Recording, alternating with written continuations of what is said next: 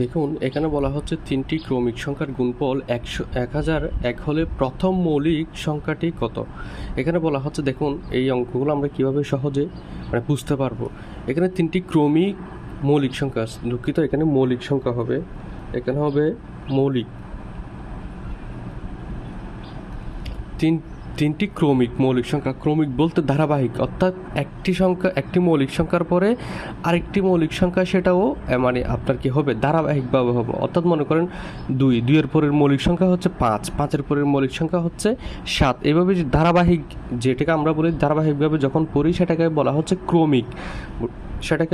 ক্রমিক, তাহলে আমরা এরকম অঙ্ক থেকে কীভাবে 1000, এখানে বলা হচ্ছে 3টি ক্রমিক মৌলিক সংখ্যার গুণফল 1001 হলে প্রথম মৌলিক সংখ্যাটি কত? এখানে বলে প্রথম মৌলিক সংখ্যাটি কত, অর্থাৎ যে মৌলিক সংখ্যাগুলো গুণ করে 1001 হয়েছে সেখানে ওই গুণফলের প্রথম যে সংখ্যাটা আমরা গুণ করেছি ওই গুণ সংখ্যাটা কত।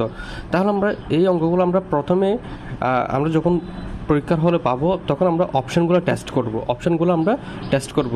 যেমন এখানে সিয়া আছে 7, এখানে সিয়া আছে কত? 7। আমরা প্রথমে 7টা নিই।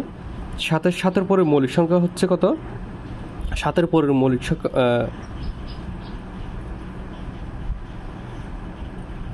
11।